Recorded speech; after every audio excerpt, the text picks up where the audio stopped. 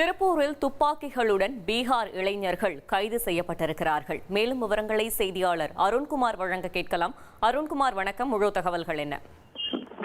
வணக்கம்.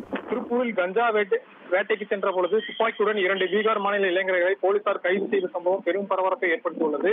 திருப்பூரில் நேற்றைய தினம் திருப்பூர் மாநகர பகுதி முழுவதுமே தமிழக அரசால் தடை செய்யப்பட்ட கஞ்சா மற்றும் புகையிலை பொருட்களை பதுக்கி வைப்பது தொடர்பாக தனிப்படை போலீசார் தீவிர சோதனையில் ஈடுபட்டு வந்தனர். அதன் ஒரு பகுதியாக குப்பாண்டாம்பாளையம் பகுதியில் வடமாநில இளைஞர்கள் தங்கியுள்ள பகுதியில் சோதனை மேற்கொண்டனர். அங்கிருந்து 300 கிராம் எடையுள்ள கஞ்சாவை பறிமுதல் செய்தனர். தொடர்ந்து நடைபெற்ற சோதனையின் பொழுது ஒரு அறையில் பையில் மறைத்து வைத்திருந்த துப்பாக்கி இருந்ததை தெரிய வந்தது. துப்பாக்கி இருந்ததை கைப்பற்றிய போலீசார் அது தொடர்பாக விசாரணை மேற்கொண்டதில் பீகார் மாநிலத்தைச் சேர்ந்த ஜாகிர் அஹ்மத், ரவிராஜா ஆகியோர் பீகாரில் இருந்து 2 நாட்டு துப்பாக்கிகளை 6000 ரூபாய்க்கு வாங்கி வந்துள்ளனர். இதனை இங்கு 50,000 ரூபாய் வரை விலை பேசி விற்பனைக்காக தயார் நிலையில் வைத்துள்ளனர்.